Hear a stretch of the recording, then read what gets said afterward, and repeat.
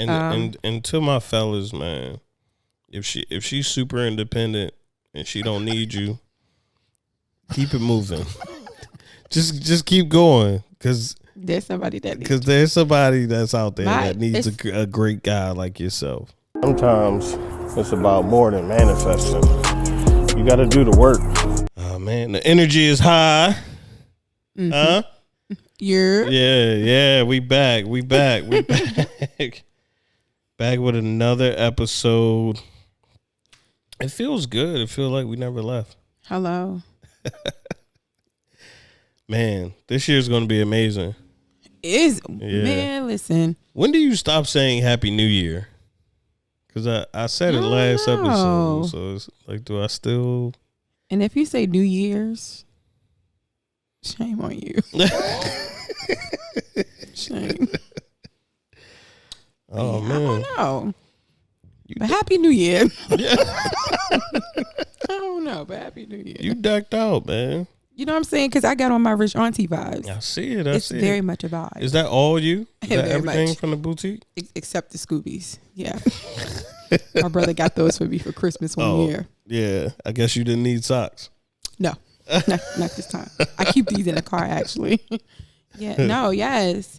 I have on the day or night set and our tab reversible puffer vest. Okay. You gotta tune in. Rych Auntie is doing her thing right now. Yes. The rich uncles are in the building. Okay. It's real rich in here, man. Real rich. Speaking of rich, if you've been feeling down, you about to get a rich episode. Welcome to another episode of the Keep It Uplifting Podcast. I am not doing the intro that crazy anymore. I may have to put some music on there or something. What? I feel like it was given very mellow. I feel like it was given, you know why I'm here. Yeah. You know why I'm here. Let me bring myself in again. Okay. You know? Spin the DJ, run that back. If you were feeling down, you are now listening to the Keep It Uplifting Podcast. Period. Yeah. We got a good show for you today. I appreciate you all for listening.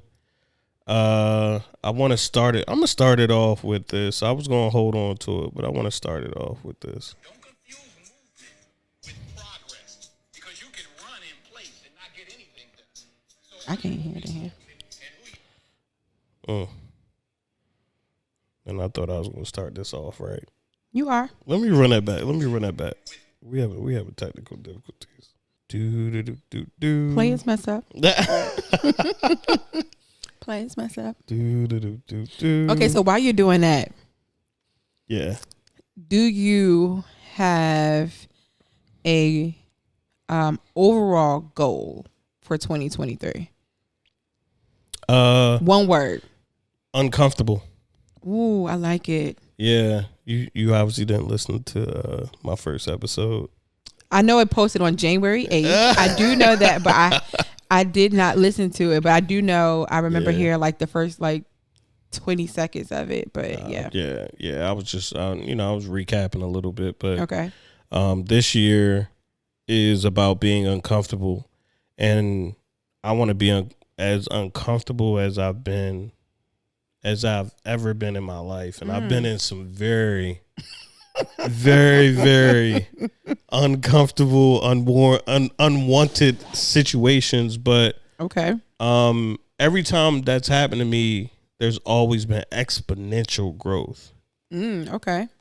And I'm looking for that this year. I want to get out of my shell. I want to do things I've never done before. I want to meet more people. I feel like, 2020 kept us in the house.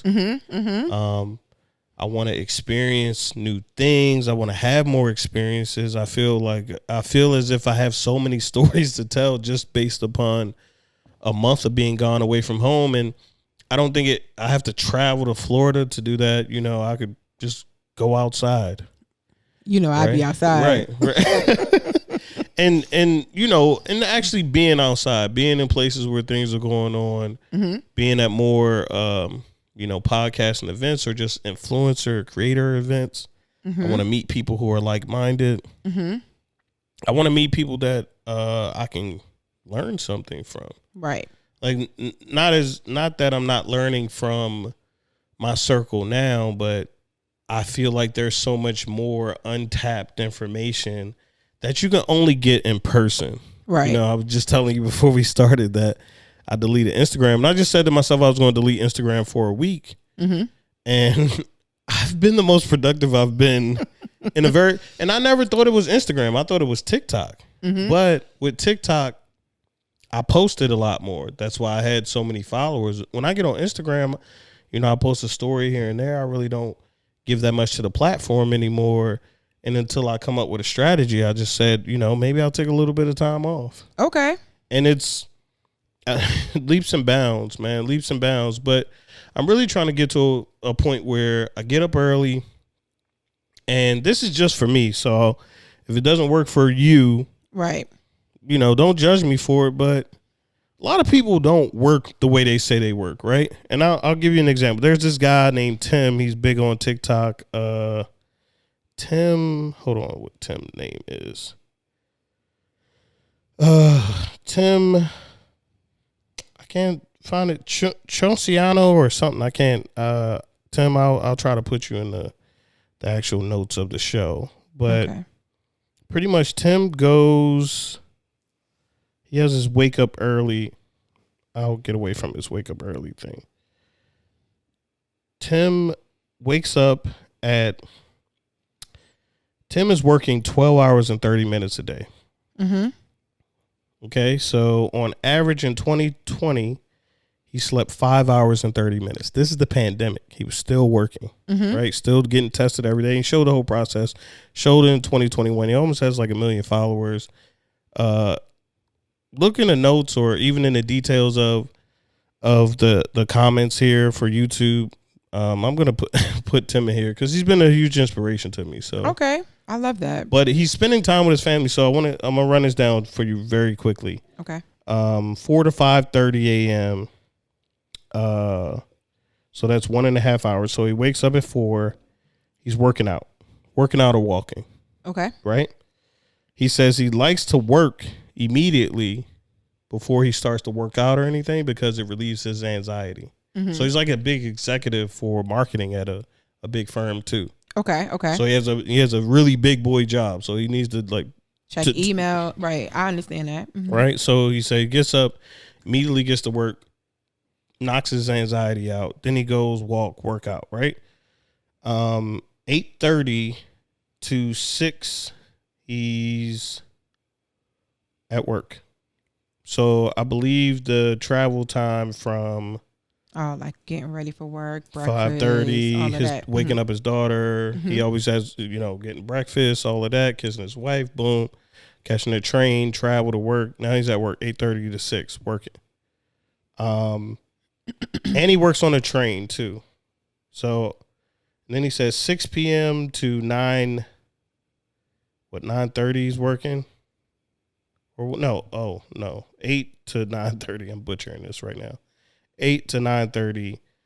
I think it's a workout time or something like that. But pretty much he was saying, so workout or walk is 1 hour and 30 minutes. Family, morning, and dinner, 1 hour and 30 minutes. Commute, 1 hour and 30 minutes, 45 minutes each way. And just between sleep and work. He says, how I roll is what he has. I multitask all the time, probably too much. I try to have as many meetings as possible. I work on commutes. I look to use all free time for self-improvement. This guy's like 40 something.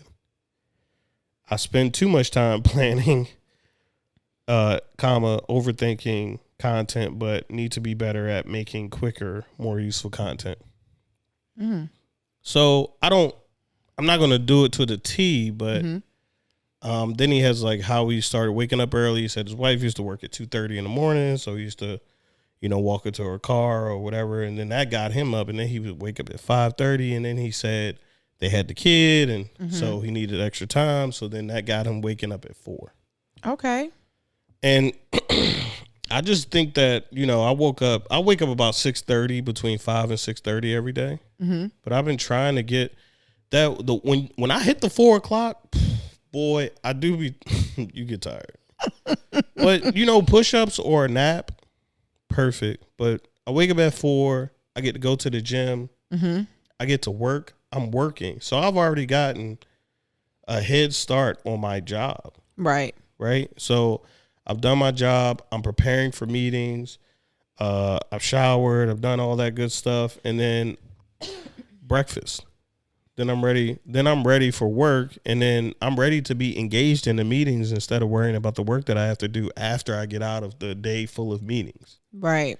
And then, when it's time to cut out early or the meetings are done for the day, I'm done for the day. So now I can actually work on myself. Right. I can work on myself. I can work on my business. And, you got to get to work 10. You got to get to work. I mean, you got to get to sleep 10 or 11 at night. But most of the time, what am I doing up late? Now, for some people, it may work for them to be up late. Mm-hmm. The one thing I will say is I've also developed a mindset of I don't stop until the work is done. Okay. I have literally not gone to sleep before because of that. Right. Because I was just like, no, this has to get done. I have this list. I have this to-do list. So that's your word. My word is intention. So it's so funny because like you said, I'm more of a night owl than a morning person. Don't you wake me up early. We fighting. We fighting. I'm more of a, if I have to work a 9 to 5, I would prefer my 9 to 5 start at 10. Right. Right. I would really prefer that. But I'm someone that I would actually rather stay up late. Right. Because for me, I know I'm not a morning person. I know I'm not the person that can get up and hit the ground running. I'm more of my day has started, and now that my day has started and my day is gone, now it's like, let's get to it. So you kind of get in a groove. Right. Right. I'm not the person that can just get up. Now, granted, there are some times where because I may have something that I really want to do, I'll get up. Like, I'd be so mad at myself when I be booking them 6 a.m. flights sometimes. Like, who you telling? Like, sis, why did you do this? I always fly out on the 6 a.m. flights, man. Why? And I hate it. I hate it, but you get your whole day. Exactly. That's how I think. Like, I get my whole day to wherever I'm at in my destination. And a lot of times, if you on vacation, you ain't getting that whole day. You going to chill because you got up early. And you're not going to get it in the way you thought you was going to get it in. Because you think, it depends on where you go, though. No, it ain't. Being over 30. No. You be tired. No, because if I flew into Miami and I knew I was staying there for like 5 to 7 days, when I touch down, I'm going in. But it's like, Me too. But in like, the room. To sleep. Take a nap. But like if I fly to a resort and you do the travel and you do all of that and then you get in the resort, I'm going to sleep on a cabana. I'm gonna get my free food, get my free drink. I'm taking a nap on the cabana. Taking a quick nap. And I may not even, and you think you're gonna make it to the pool and you never make it, you're like, you know what, I'll go out there tomorrow.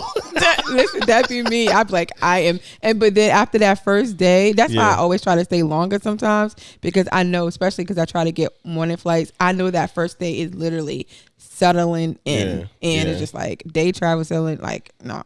But so with my word be intentions, like I realize, and it's so crazy for me, so many things I recognize about myself, my space, my work habits, living habits, like just so many things. Like this year, when my lease is up in my apartment, I'm going to move to a bigger space. Mm-hmm. I realized working from home, having a boutique, and living in the same space drove me low key crazy. Yeah. Because I wasn't able to compartmentalize. Like I wasn't able to shut the door and like where he has to commute, right? Like to be able to decompress, like that. I need that. Right. So I realized like I need to be able to separate these things, and like, cause now it's like, I don't even want to go in my living room because I see my laptop. Like, so right now for me, when I get up, like today, I was like, I got to get up. I got to go out. I need to be productive. I need to do this, right? Like Right. for me, I've never been a homebody. Yeah. So working from home was tough for me, right? So that transition. So now it's like, okay, now that I'm home, one, I have to be very intentional about what I'm doing in the house, like what time I get up, what time I go to bed. But I'm also very much like paying attention to how I feel and what my body feel, because I do believe in pushing myself. I just don't believe in pushing myself over the edge. Right. So it's just like being very in tune, like, okay, and it's so crazy because I feel like, I feel like I think it was you. We had this conversation about geniuses having conversations with themselves. Yeah. Like, but I was like, I must be an amazing genius of all the conversations that I have with myself. I have a question for you though. You always talk about burnout in such a passionate way. That's not the word I'm looking for. Such an experienced way. You talk about it like I'm never going to do this. Like you're so, you're so intentional about not burning out. But but last year you felt burnt out and you did a lot of stuff. After you recovered, do you think your threshold for burning out is higher than it used to be? I actually think it got lower. Because I realized that I have been burned out for so long, I just adapted to it. Like I learned to adapt. Like I knew I was burnt out and I was tired and I was this and I was that, but I just still kept doing it even though I literally was running on fumes. I just feel like when, and this is me personally, I just feel like the more I've gone through, one, it's a lesson, right? Like I know how to navigate certain things a lot easier. Right. But I really feel like it expands your capacity to handle more things in a quicker time. So I hate multitasking, but I can do 6 or 7 things at one time. Not as efficiently as I would like, but I know I can handle them now. And I wasn't able to handle that before I started doing certain things or before I went through those type of issues and challenges. Like there's no more, what I'll say is there's no more emotion. The frustration that would come with handling so much at one time is not there anymore. So I feel like my capacity is more. Okay. I personally think my capacity is more, not feel. I know that my capacity is more. Okay. And so I feel, I think that, and I got killed last time I talked about being burnt out, but I really think that you can't get, if you do more, you can handle more. And sometimes it's seamless now. So something that would have taken you 8 to 12 hours doesn't take you that 8 to 12 hours anymore. Or you figured out how to either even delegate that task. I was going to say, I realized for me personally, it wasn't so much as my capacity change. It was, I learned what my capacity was. Okay. Right. Like, and realizing like, you don't think you have another gear though? I'm going to get you to say it. No, I don't. You don't think you have another go gear? Harder? No. You don't think you could go harder though? No. You don't think you could go harder? I mean, if I literally wanted to get burnt out again, yeah. No, I don't. But let me say, that it's not that I don't think I can go harder. I have a different capacity for different things now because I've delegated, right? Like because of the fact that now, like I handle a lot of things for like my mom, right? Like my mom got in a car accident, she wasn't able to do a lot of things. So now as she's transitioning to get better, I can now remove those things. So now I have more capacity to do something else because I no longer have to worry about that. So it's just like basically delegating to like, it's basically like having, and for me personally, the 3 realms of my life, like personal, business, and then like work, right? All 3 demanded so much of me, right? So I had to find a way to delegate the certain things that allowed me to have more capacity, like being in a workspace. It's not a different gear. It's because now if if I'm giving up certain things in my personal, right, now Right. I have more capacity to handle my business. I don't feel so stressed out about work because my personal is not so demanding right now. Right. Or getting a different job that doesn't require me to be so demanding. Now I can do more for my personal or my business. Like just being able to find the capacity for each thing and leverage and delegate those things differently. So it's not a go harder or a different gear. Is literally learning which of these requires so much and how to delegate which ones. Like, okay, if I know that I'm going to have a demanding job, Right. like I know that I need my family to handle these things because I'm not going to be able to do everything. Right. You know what I mean? Like you'll get angst when your family call you because you know they want something. Right, like, and you at work like, oh my God, it's about to be something. I feel like you have more wisdom based upon what you went on, and that gives you more capacity to handle things. That's just how I see it. I guess I can understand why you would think that. Being burnt out to me is an emotion, and it's an emotional connection to stress and how you handle stress. And I feel that the more you go through certain stress, and if you get through it and you're able to handle that, it just gives you a different threshold for stress, which I feel being burnt out is. It's just a level of stress. Yeah, no. I understand what you're saying, but I don't agree. Fair enough. Anyway, I found it. So Okay. let me see if it's working now. And it's still Not working. not working. Wonder what happened. You broke it. Get anything done. I hear it. So don't confuse movement with progress, because you can run in place and not get anything done.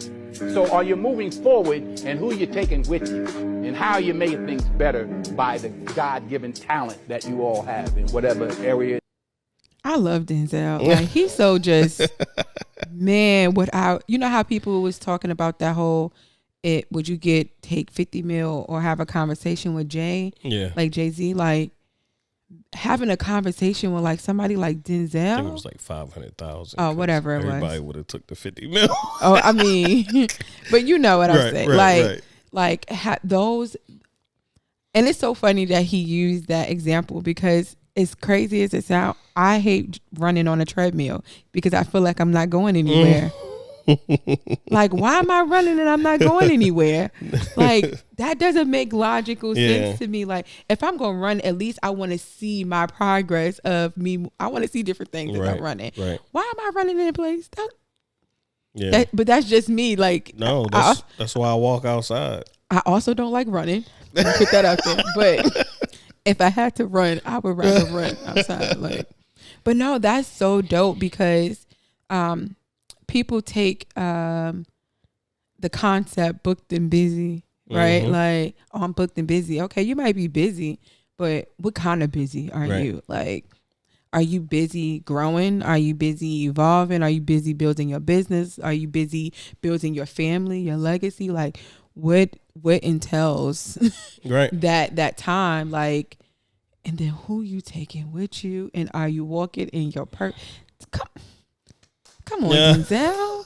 That's Unc right there, right? Like, that's mad deep. I love that. That's why I picked that clip, of course, but I always want to work with someone. You know, like I always want to get a different set of eyes on things that I'm doing, a second opinion, and of course I'm very steadfast in what I want to do. Like, I know that I'm going this way. I know that this is the direction I'm taking. But hey, what do you think? Just in case, you know. And a lot of people can be independent to a fault. You know, it's like I'm independent. I do this on my own. I got it out the mud. I would love for throw that rope in that mud. Because me getting it out this mud is tough. Can you pass me that other end? I'll take that in. Like the the whole notion that, you've done everything yourself and you don't need any help is great, but at the same time, it also just sounds stupid. It sounds very lonely. Yeah, and it's very selfish to me. Mm-hmm. I think if you have a talent that you can utilize to build something great for yourself, why wouldn't you add additional people to it? Mm-hmm. Right? And that's the whole, that's just the whole hustle culture. And I'm talking about this word a lot because, just like I said on last pod, I believe that you hustle to build. Mm-hmm. You don't hustle to keep hustling. Absolutely not. Yeah, like Jay-Z stopped making I'm a hustler. But he stopped making I'm a hustler a long time ago. But he stopped hustling a long time ago. Right, facts. And with that hustle, he learned how to now be strategic and be intentional. Well, the funniest part is Jay wasn't going to rap. Right. I feel like I remember hearing that. That's everybody's story. Is Jay was a hustler. He wasn't a rapper. Yeah.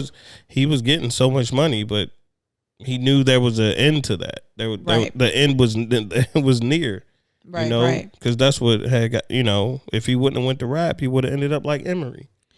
You know who actually has a story that I truly am inspired by, and I love the fact that he's younger than me, is Little Baby.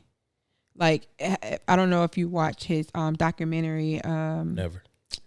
Okay. Well, I truly I watched it. I want to say it was on Amazon, I think, but he was never going to be a rapper. He did talk about that. Right, he was never going to be a rapper. Right, that was never his intentions. Right. And just to hear him, and I want to say I listened to something recently where he actually has like a production company now. Like, he does a lot of things behind the scenes, and I feel like for someone so young as himself, right, like, and for him to see, he says all his friends are on payroll. Mm-hmm. Right, like, and this goes to which, like, he's not running in place, right? He's moving forward, and he's taking the people that he wants to have with him, and he's being very smart and intentional about it. And sometimes, how do you know if you're running in place, right? If you don't have a different set of eyes on it. Mm-hmm. So I had a mentor a long time ago, and he gave me this word, and it stuck with me. Like, he said, when you're moving forward in life, you should think of your life as you being on the train. Mm-hmm. Every so often, you have to stop to make sure you're headed in the right direction. Every time you stop, if you rode the train, you look outside and you see what stop you're on. Right. Right. Like, you hear the announcer say what stop you're on. You hear them say what the next stop is. And if you're not paying attention to what that announcer said, you done missed your stop. You cooking this. Okay. You know what I'm saying? But my mentor said that to me, and I took that, and it stuck with me. But then I'm going to take it even further back. It was like a confirmation when he kind of told me that, because my grandmother told me that a dream without a destination is just you sleep. Like, Granny, hello, Grams. Rest her soul. Yes, I remember she told me that, and it's so funny because dream without a destination just means you sleep. Right? Like, because you're just dreaming, but if you're not going anywhere, like, then what's your end goal? Right. Like, and ultimately, if you don't have that, then you're kind of like, you're literally just wandering. You're a hamster on the wheel. Right. Sure. So, like, that ties into, how do you know you're going someplace? Like, if you don't have those tough conversations with yourself in retrospect, and then not only just you have the right tribe and community around you to ask them, and sometimes you don't even have to ask them. Right. They'll just solicit it. Right. I see your growth. And it's just like, oh, that was a train stop. You know what I mean? Right, that was a train stop right there. Like, having those people around you are going to be so vital to you knowing that you're not running in place and you're not just busy just to be busy. Like, you're making progress towards whatever your goal is. And typically I think whatever your goal is aligns with what your purpose is. You are a independent woman. I am, but I didn't sign up for it. No, I'm going to take it to relationships, right? I feel this is applicable for relationships. And so I was talking to a friend the other day, a friend of the show, and we were talking about how, I can't remember who exactly it was, but it was some chick. It was somebody who had kids. I feel like we were talking about Kim and Kanye. Okay. Somehow, and how Kim is supposed to be independent, or like the independent movement is here and all of that. And Kim is getting a bag on her own. And yet she was still given $200,000 of Kanye's money for some reason. So that took us into... Oh, okay. I was confused. Okay, I'm following. Right. So, they got divorced, and then she got the child support. Okay, and it was just like, what does she need support for if she's independent? And then I was saying how they have a ton of kids. And as we glorify that so much. But that's now a broken family. Right? Ultimately, unfortunately. And what a lot of independent women see is what Kim is doing, but they not Kim, right? They couldn't be Kim on Kim's worst day. So that woman is very smart. I don't care what nobody say about her. That woman is extremely smart, and I love that for her. I'm not hating on Kim. No, I'm not saying you are, but I'm just making that like statement, like, because I feel like a lot of people put her down. But rather than put her down, if you see what her intentions were, that woman was very intentional about how she did it. Did she make mistakes along the way or whatever? Of course, who wouldn't, right? Like, but the fact that she did what she had to do to get to where she wanted, that woman is a billionaire. And speak your salary in your bank account. Like, but, I'm speaking because I'm gonna be there with her. But even in the law knows that support is needed. Right, is what I was saying. Okay, and right. That's what I was getting at was there are so many women out here who probably need support, and they've been doing it by themselves independently so long that they don't even know how to accept real help or a real man. Okay. And and that's why, I said that, claiming independence can be harmful. It can be. Because even Beyonce had a song, All My Independent Ladies, but you was with Jay the whole time. Right. And this is something that is pushed out there. So my question to you is, have you ever seen that where? Yes, I checked I checked my mom on it. It's so crazy because when my mom was in the hospital, right? And if you know me, my mom is the same way. Like, we're very outgoing. Like, people talk to us, whatever. So the nurses used to love us. So they would all of them would be in our room or whatever. So this one lady was talking about she wanted to have a kid, but she was just waiting for her her husband, whatever. And my mother was like, "Oh, you could do it." I was like, "Don't you get her that badass advice?" Like, I was like, "No, don't tell no woman that she could do it by herself." I said, because ultimately it's not that she can if she had to.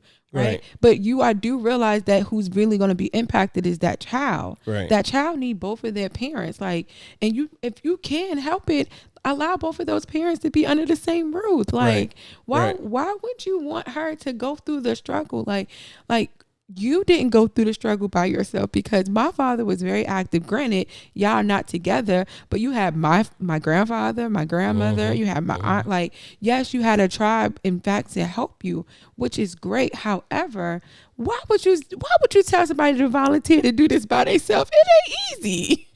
Like, granted, I don't have kids, but I was raised in a house with just a mom, and my dad was very present. They just wasn't together. Cooking and cleaning is like a big thing in our culture, and it's like a ever going conversation since the 2000s, but prior to we was born. But even men just be like, if I pay all the bills and stuff, I just don't want to do that. Right. Men don't ever be like, you know what? Now, granted, there are a lot of men who say I can do it myself. But let them get somebody who can help them with it. Let them get somebody who can add value and do that. So, like, I just feel like that, like the movement, and you can attest to this, but the movement is to put women in a very, very uncomfortable space that I've seen it when they get older, and if they do have kids, it's a struggle to allow someone in, and it's a struggle to even connect because you think that you always right, and you don't want to talk. You don't want to even discuss it. It's so funny because I feel like this is one of those cliche posts that they be posting on social media or whatever.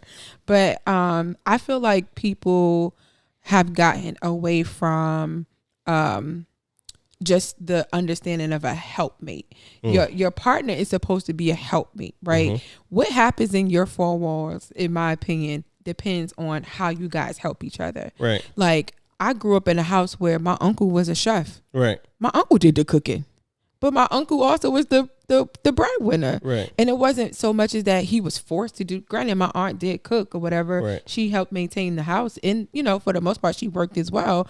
However, like, some people may have a problem with that, and it's just like, what works for you and your helpmate works for you and your helpmate, but don't. And I actually tell, like, friends that I've actually had this conversation many times with friends, like, something my dad taught me along with, like, my uncle, my grandfather, men are fixers. Like, I had to learn that even just more recently when I would call my dad and I wanted to vent, right? Like, understand it. Me calling him the vent, he was already trying to fix it.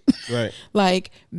like the role of men in my life, right, and what I've witnessed, and even other people's, if you call a man with a problem, they're going to try to fix it. Yeah, like, we ain't got time for problems because they don't want to keep hearing it. It's like, see a what need, we gonna do about it? See a need, feel a need, complete the need, like or say that again. Just see a need, feel a need, fix the need, like. So it's just like when you understand, I feel like it's no difference than knowing your audience. And we talked about it a little before, like emotional intelligence. Like, if you know that, and I feel like this is something too that we get away from, innate abilities and learned abilities, right? Like, and I always joke and say to some friends that, that feel like they are on the same, quote unquote, more or less playing field with their man. If somebody jumped out, are you going to move to the side? Or are you going to jump in front of your man? What you going to do? Right. Because most times the man, right, like, you not even, what woman I mean, granted, there might be some, I can't speak, but a man is naturally going to step forward, like, excuse me, what happened? Like, you know what I mean? Like, for the most part, not all, because there are some, that are not that equipped with those innate abilities. But for the most part, it's just like, sis, like, chill. Like, I tell friends, I feel like a lot of times they don't respect their man. So because they don't respect their man, like, and or that man have not offered you peace or whatever that looks like for you, where you can be comfortable you feel comfortable with the decisions that he make, to where it's just like, it's a constant battle. Right. And it's like, until you've experienced that, like, you're never going to really, like, fall back, like, and not be so, like, raw or like, I'll do it. Like, I don't want to do it. Like, my man around, my wrist break. Right. I can't do nothing. I just think that in like you said, a helpmate. Who doesn't want help? Yes. Like, who doesn't want support? That is so big, and it's stupid. But not only that, understand that help and peace is going to be different for everyone. Right. Right. And you have to, and I think that's what it is, in my opinion.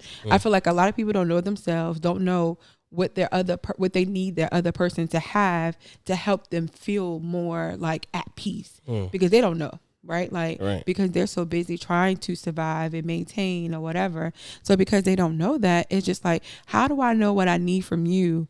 And I don't even actually know what I need for myself. Like, because all I know is I need a shelter. I need this. I need that. Like, you know, I need this, the normal things more or less, but not realizing that sometimes that thing you feel like he's not giving you may be support, right? Like sometimes explaining to your partner, like, babe, when I'm excited about something, not saying you got to jump up and down, but if you can show some of that excitement for me, that would mean the world to me. Or if I'm being celebrated for something, show up, like, you know, just whatever that may be for that person, like literally just being able to one, express that, and for your partner to receive it, and then just show up how it is that you need.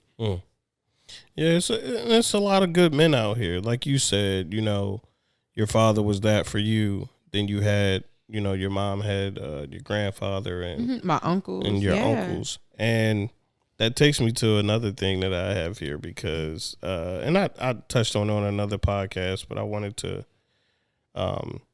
bring it up here. Regular people and on the media, because I feel like you know, I don't hear about it as much, but sometimes people still need to hear the numbers, because there are good men out there. Yes. And there are good fathers out there. I know a lot. And I'm looking at one. And there are good black fathers out here. And you know, I found this clip, and it was talking about how, you know, great we actually are, and the caption says, "Stop lying on black men." Period. So let me try to. So here's the thing. There is some information out there, statistics, that make it seem like that is true. And that is what a lot of this belief is based on. The fact that the CDC said back in 2013 that in nearly 72% of births to non-Hispanic black women, the mothers were unmarried. And that sort of information is used to underlie basically like everything that hypothetically the government could do to benefit this population. The answer is the dads just aren't around. The families are split up. They're not actually doing anything. Although when you actually look into the day-to-day interactions of African-American dads with their kids, they are not just meeting other groups, they are in fact exceeding them. Now, let's bring up this chart here and see examples of this. So on the left, you have fathers living with their children. On the right, fathers not living with their children. Now, how involved is each group in these different categories? So in terms of they fed or ate meals with their children daily, by 5 points, black dads are actually more likely to do that than white dads, and more likely than Hispanic dads. In terms of bathing their kids, again, significantly more likely. That is, they're just barely beaten out in playing with children to white dads, but 0.5, probably margin of error. Look, I ain't gonna let the whole thing rock. That was shady, that last part. I ain't gonna hold you. Probably a margin of error. Ooh, that's shade. Look, man, he pretty much laying down the stats that there are good brothers out here, whether we're in the home, whether we're stepfathers, whether you know, the house has been split up. We are with our kids. Very much so. My message here is, you can find a helpmate to my sisters. Yes, you can. You just got to be open. Like, I got a girlfriend that's about to be 50, right? And I set her up on online dating, right? Right. It's been an experience. Maybe we got to do a podcast on that, because it's to follow her journey, because it's hilarious.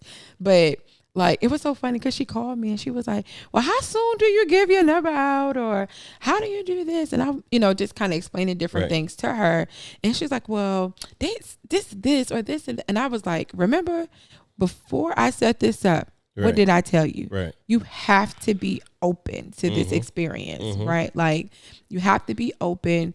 You have to be willing to try something different, right? Like, don't be so, oh, it has to be this, or like, you have to be open. Now, I'm a firm believer on having your non-negotiables. Right. Boundaries. Right? You know, like, you should not be dating if you have not defined what your non-negotiables are, because you're going to always be wavering somewhere. But once you define that, understand the difference between your non-negotiables and what your preferences are. You about to say something? You shouldn't be dating if you haven't healed. So yes, but then also no, right? But let me tell you my yes, right? Okay. Like, I feel like we're never 100% healed because things are still going. There's still trauma that's going to be triggered, right? We don't have control over that, right? But what I say is, you should be healed enough to know what your trauma is, to be able to actually talk to it, right? But you're never going to be like, that's just like, you know, my grandmother has been passed for 27 years and my mom and them still feel a way about it, right? Like you feel a way about how you feel, but what I'm saying is everyone does not have a specific timeline on how they do things. But if you can speak to it and communicate to your partner, because this is emotional intelligence, and speak to your partner what your traumas are and tell them what your triggers are, then that's different, because there are some things you may never get over. You may never get over being raped, unfortunately, or something like that. But if you know what those traumas are that come with it, and you get a partner and you can have that dialogue, then that's different. I cut my finger open trying to cut hot dogs before, frozen hot dogs, right? The scar's still there. Mm-hmm. Did it heal? Yes. Mm-hmm. That's the type of healing I'm talking about. Like, the scar is still there. You know the scar is there. Mm-hmm. I acknowledge that, right? Mm-hmm. I ruptured my Achilles. Mm-hmm. I'm never going to be the same on the right side of my body, right? Gotcha. It healed, though. Right. That's all I'm saying. I got you. Like, it doesn't have to be perfect. Mm-hmm. No, and that's the problem I think that we all have. Like, the perfect thing that you said was, I said perfect twice, open. Mm-hmm. You have to be open. What Denzel was talking about is you have to be open to growth, right? Bringing people with you. Mm-hmm. We talk, and that's essentially what I'm saying in a nutshell for this entire episode is you have to be open to being better, right? There's no, like, stop hustling, start building. Mm-hmm. And you can't always do that by yourself. No, you got to have some type of help to do that. Yeah, but who wants to do that by themselves? There's a lot of people who wear it like a badge of honor. No. Like, the term single dad, mom shouldn't be a badge of honor. If you're doing what you're supposed to do, you're supposed to do that anyway. I believe that. Stop wearing it. Stop wearing it as if that is going to make people think more highly of you. Right. Get with somebody. But so it's funny you say that. I'm not pushing people to get with, but I get what you're saying, but it's almost kind of like one of those things where I feel, or what I believe, I should say, rather, that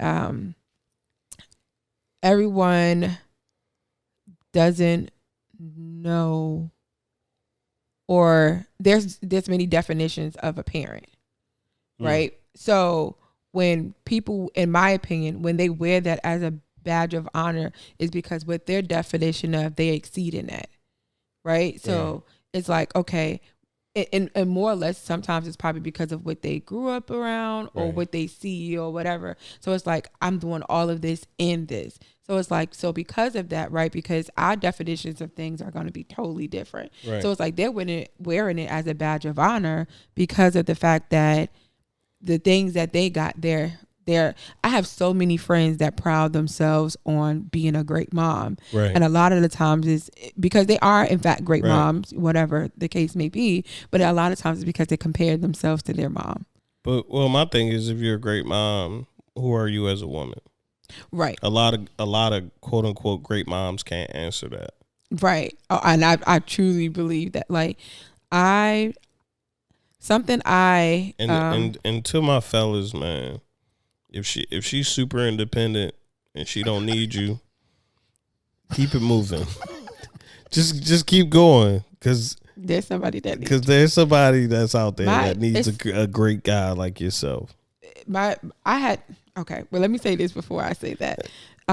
Something I came to a realization actually last year, right, when in my Do Not Disturb cleanse, as I had a moment where I didn't really like my parents. And I'm joking when I say that, but I realized they were people first, Right. and then my parents second, and I had to learn the difference between the two, right? And I'm a big old whopping 36 years old, and it took me a long time to separate the two of my parents. Now, the crazy thing is I did it with other people, but because I had this standard of them being my parents, that I thought they were supposed to do certain things. And it's just like, but that's my definition. What their definition of being a parent is not the same as mine. Right. And coming to terms with that was like a huge eye opener, and accepting them from people, and then as my parent made our relationship better. Like, and I believe that people have a problem with, parents in general have a problem with dividing who they are as a person and who they are as a parent. Is because they wrap themselves up in being a parent. There are some people I know that feel like their purpose is supposed to be a parent. Right. But I disagree. Right. But I also don't have kids. Right. Because I believe that if I'm not a good person, I can't be a good parent. Like, if I don't take care of me, how can I take care of anyone else? Right. Like, but everyone is different. Like, I truly believe that, you get whatever's running over in my cup, not what's in my cup. And just certain people are different in the way they operate. And in that statement, it's not being selfish, like, to being able to make sure that you're good. Because if you make sure that you're good, your kids are going to be great, because they're going to see someone that's happy. They're going to see someone that's healthy. They're going to see someone that's thriving, and they're going to benefit from all of the things that you're pouring into yourself, that you're now able to in turn pour into them. And that's just my personal opinion of just, being able to take care of yourself to make sure that you can be a great parent. Oh, and then the other thing I was going to say, in reference to the need, like, I've told friends that, like, if I had a friend, I remember, she was like, she had just went grocery shopping, but she didn't like shop, but she had went grocery shopping. And her guy friend came over, and let's just say she was missing 2 things, right? And he was like, oh, we need to go get you some groceries. Right. And she was like, no, we don't. I just went. I was like, sis, stop. Right. That man saw you needed something. That stubbornness, that I got it. It's just funny. Dudes be looking at you like you goofy. Or asking. I'm a firm believer, closed mouth don't get fed. You never know what you're going to get unless you say something. What? I was getting happy birthday text. Oh, what you get me for my birthday? But, like, she needed... You got food. You don't want a man to buy you some food for your house? I do. So if you out there, we could get a deep freezer. If the freezer full. We've unpacked this. If you guys enjoyed this episode, please let us know in the comments below. Any last word? You could take the trash out. You could put gas in my car. What do you need to do? We're out, man. We appreciate you for listening wherever you are. I want to thank you all, and be sure to keep growing, keep going, and keep it uplifting. What? I don't care. I got valet trash. Make sure to like, comment, share, and most importantly, keep it uplifting. Take it up, listen.